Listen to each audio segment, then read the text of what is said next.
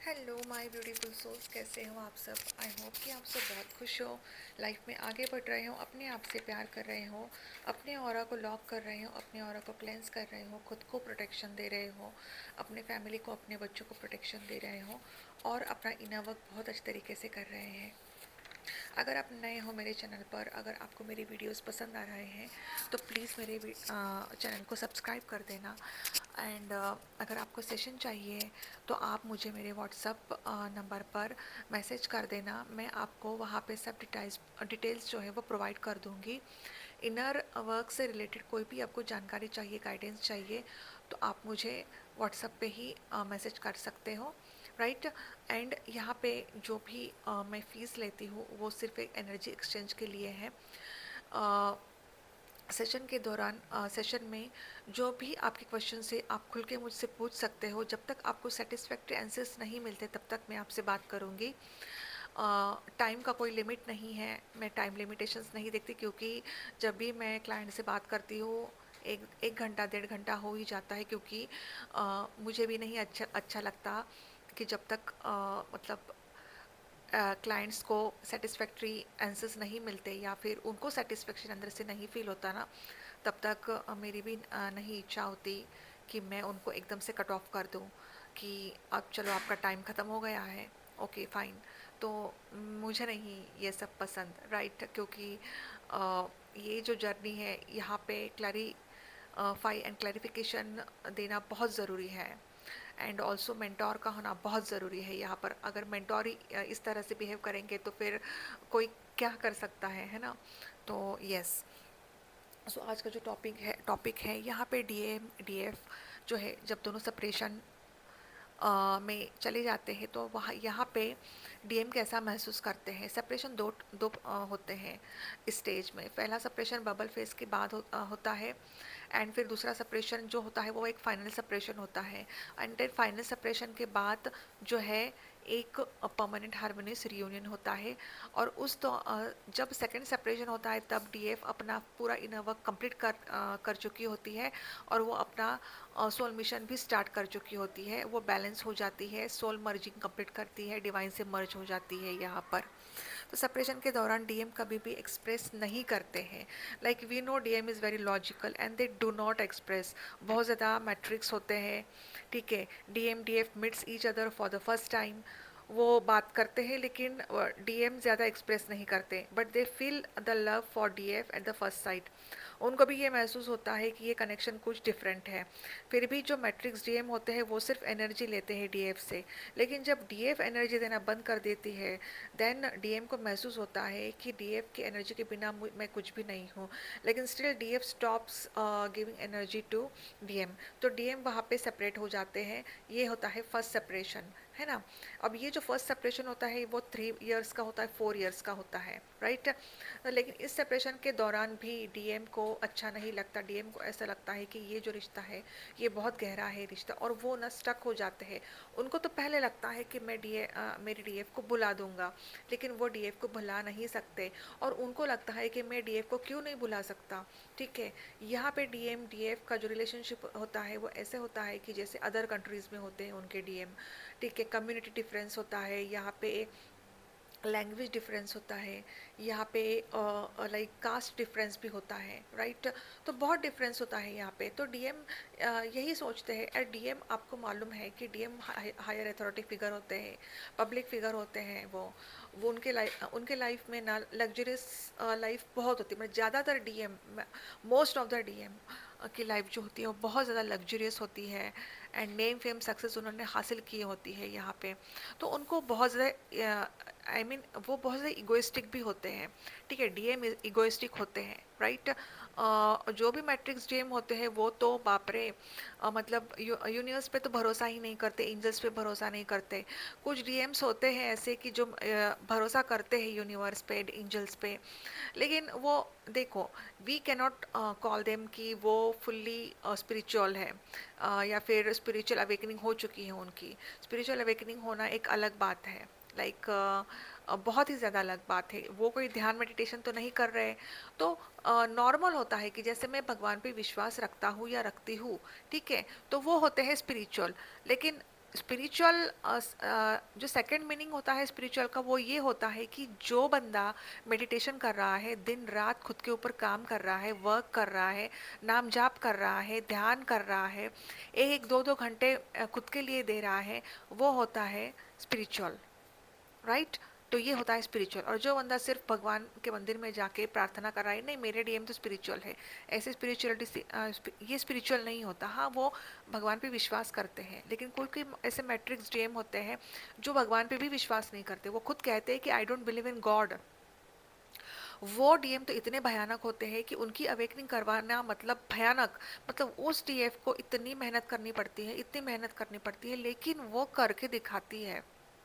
ऐसा नहीं है, वो अगर खुद पे आती है तो वो करके दिखाती है।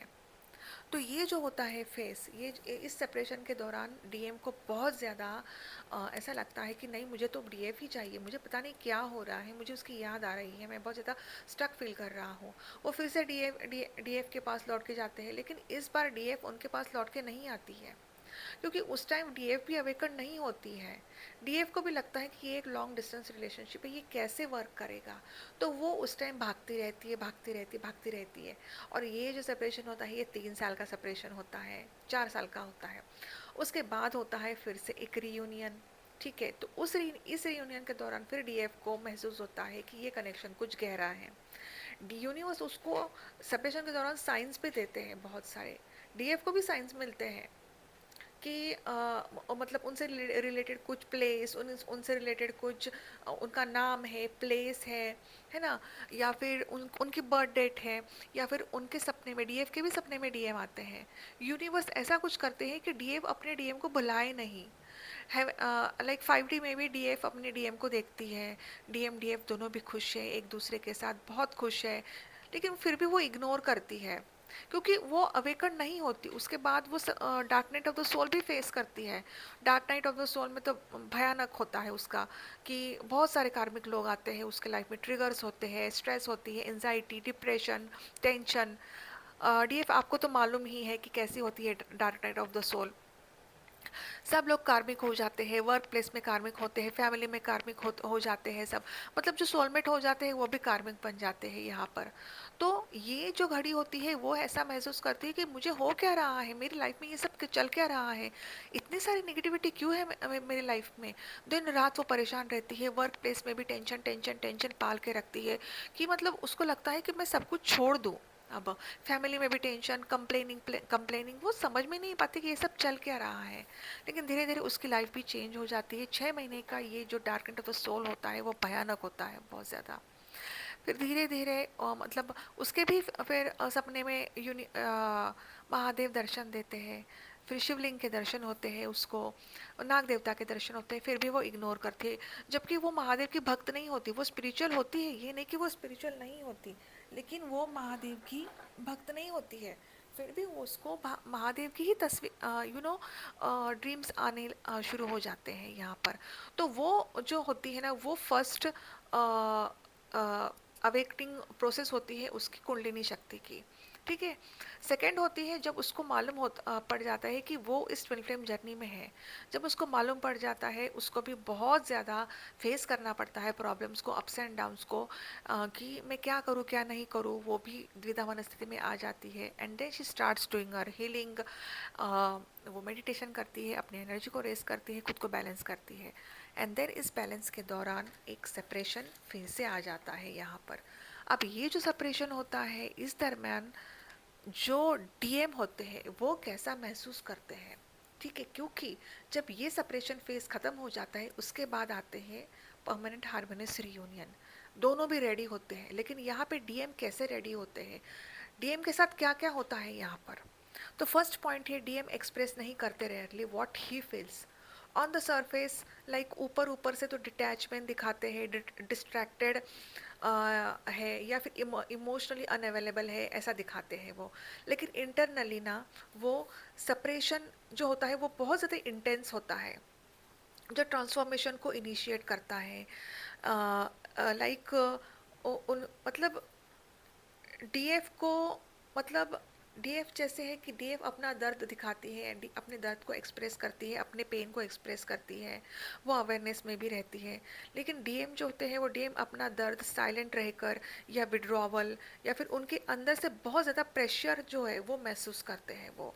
ठीक है, तो यहाँ पे this silence is not absence of feeling, it is overwhelm without a language, right. क्योंकि डीएम नहीं करते हैं एक्सप्रेस कभी भी अपने फीलिंग्स को, अपने दर्द को भी एक्सप्रेस नहीं करते हैं यहाँ पे, राइट।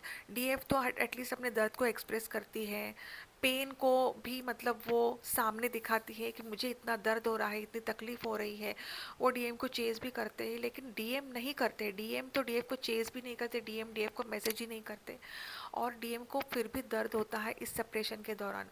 अंदर ही अंदर जो लावा है ना, वो लावा वो पनप रहा होता है उनके अंदर, वो बस ज्वाला, लाइक ना ज्वाला फटती है ना, देन उनकी अवेकनिंग प्रोसेस जो है वो शुरू हो जाती है, राइट। नेक्स्ट है मिथोलॉजिकल पर्सपेक्टिव के अनुसार डीएम जो है, डीएम की जो एनर्जी है वो लॉर्ड शिवा को मिरर करती है।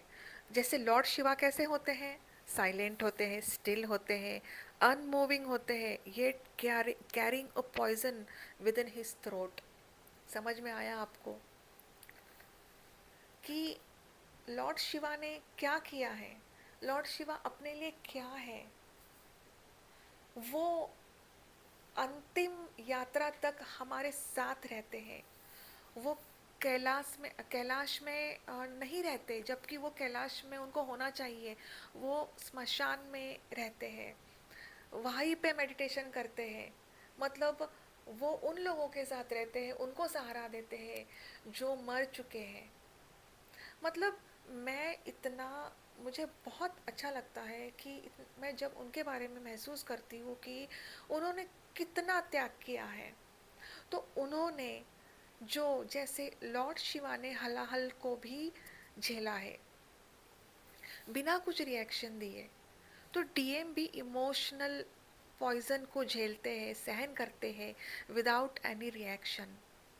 क्योंकि डीएम का मानना ये है कि अगर वो पेन दिखाएंगे सबको तो उनकी वीकनेस सबको नज़र आएगी। सो डीएम जो है वो पेन, लॉन्गिंग, रिग्रेट, लव को अंदर ही अंदर पी जाते हैं without giving any reaction. Separation becomes his crimination grounding, जहाँ पे ओल्ड आइडेंटिटीज जो है वो चुपके से जल जाती है या फिर बिगिंस टू बर्न क्वाइटली। इतना कुछ सहन करते हैं, इतना कुछ झेलते हैं डीएम भी अपने अंदर।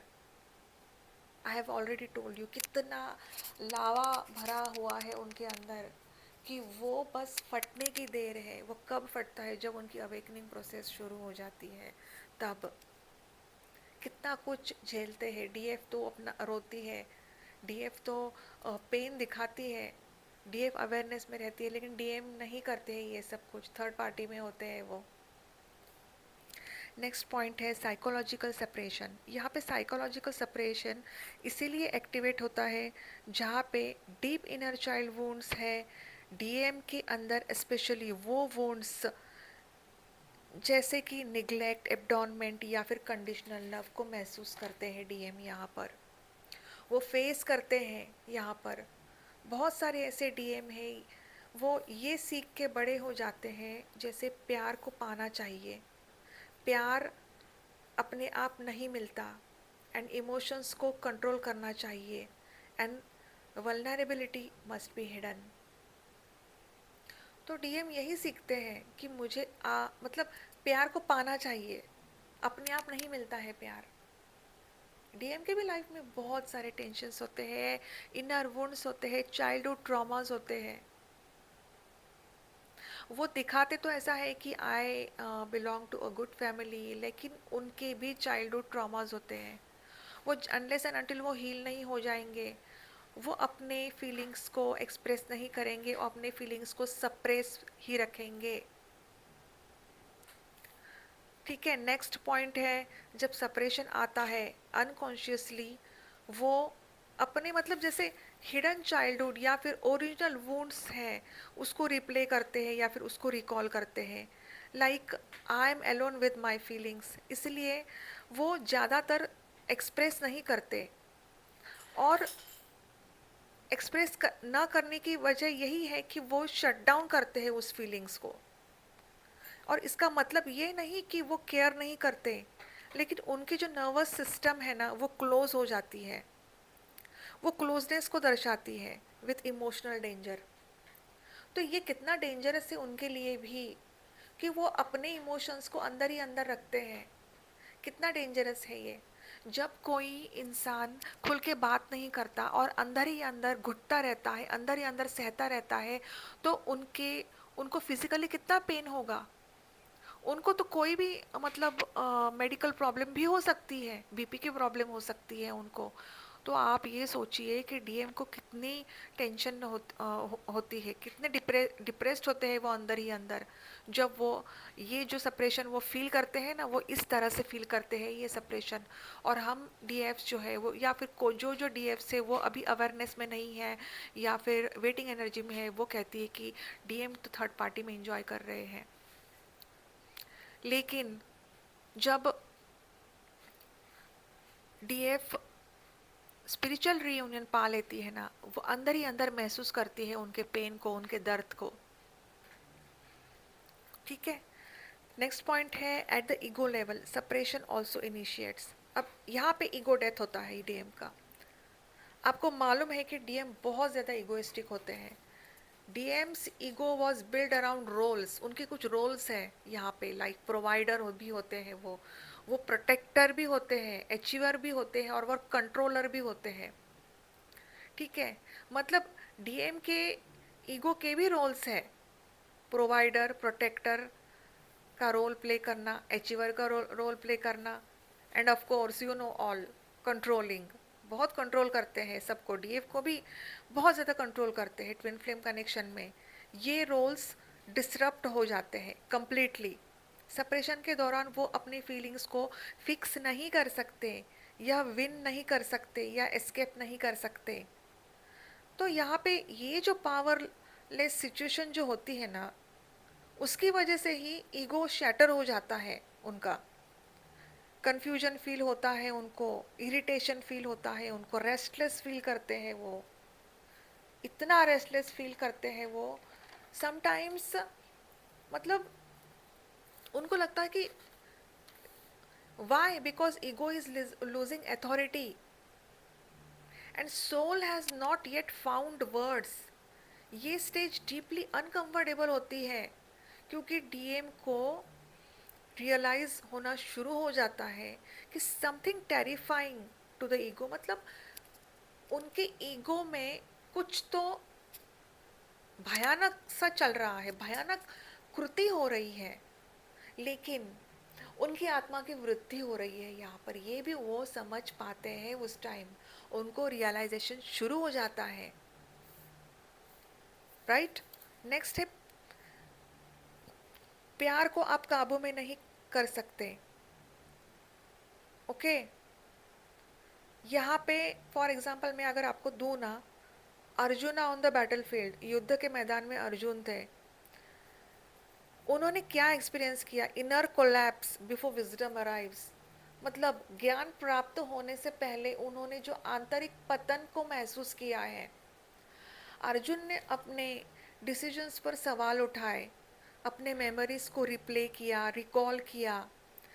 वो उन्होंने भी महसूस किया एक अनएक्सप्लेनेबल पुल टुवर्ड्स डीएफ।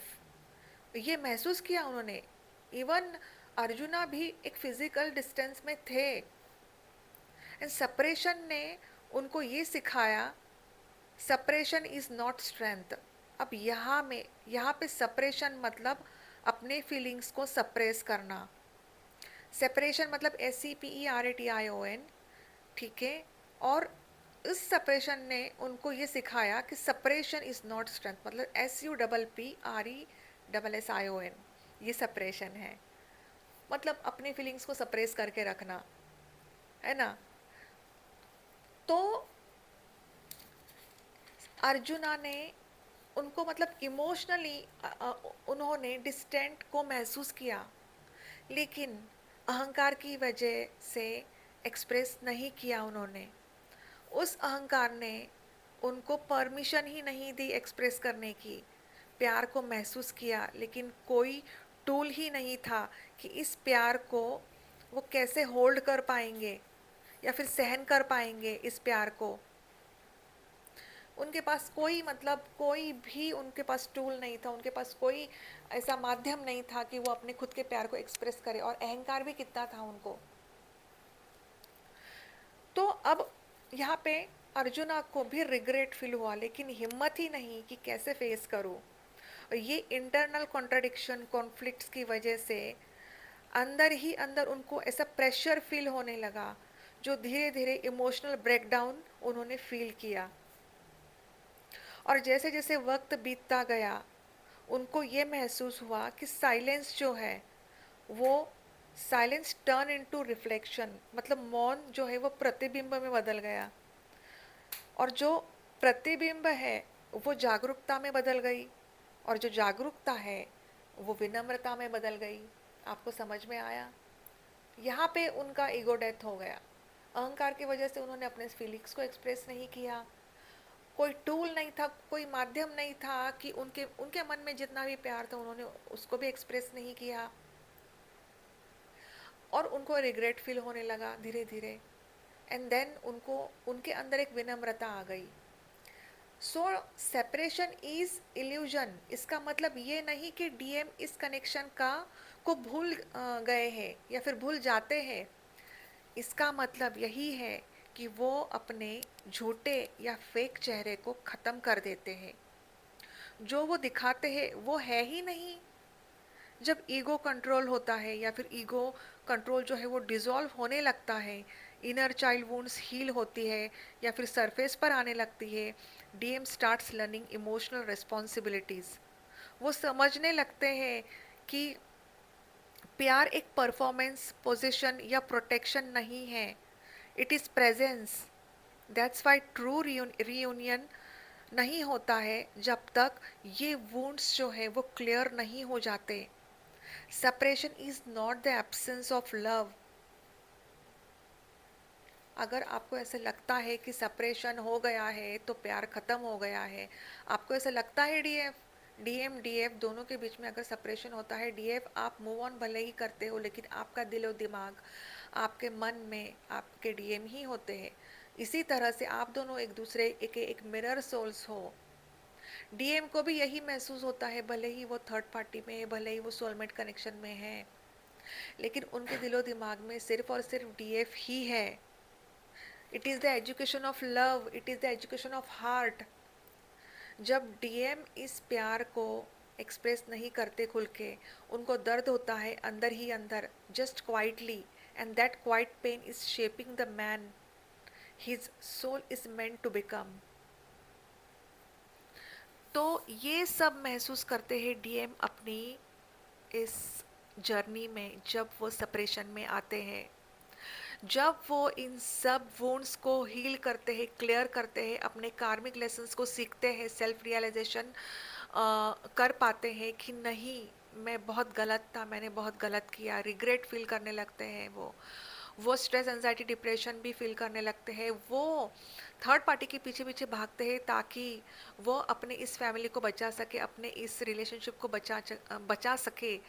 जो रिलेशनशिप है ही नहीं सही, वो उनके पीछे दौड़ने लगते हैं। लेकिन जब थर्ड पार्टी उनको अपना असली चेहरा दिखाने लगती है, तो यहाँ पे डीएम की आंखें खुल जाती है, डीएम को सच्चाई पता पड़ने लगती है, डीएम को अपने जो थर्ड पार्टी है उनके असली रंग दिखाई शुरू होने लगते हैं। और ये सब कुछ है, सॉरी, ये सब कुछ जो है ये डिवाइन का प्लान होता है, डिवाइन ही दिखाते हैं ये सब कुछ जानबूझकर, ताकि डीएम को असलियत पता चले। लेकिन ये जो है ये फेस बहुत ही लंबा होता है, एंड अनलेस एंड अनटिल यहाँ पे डीएफ खुद अपना इनर वर्क बहुत अच्छी तरीके से नहीं करती है, बहुत ही स्ट्रिक्ट इनर वर्क, तब तक ये पॉसिबल ही नहीं है। ये तभी पॉसिबल होगा जब डीएफ अपना इनर वर्क करेगी। नहीं तो डीएफ ओनली एक्सपेक्ट कि मेरे डीएम की अवेकनिंग नहीं हो रही है, डीएम तो थर्ड पार्टी में है। आप खुद अपने अंदर झांकिए, आप अपने दिल से पूछिए कि मैं इनर वर्क कर रही हूँ ठीक से, मेरी एनर्जी रेस हो चुकी है, मेरी एनर्जी थर्ड आई तक पहुँच चुकी है, क्या मेरी सोल मर्जिंग कंप्लीट हो चुकी है। सोल मर्जिंग अगर कंप्लीट होती है, you get connected to divine, divine से मर्जिंग शुरू होती है।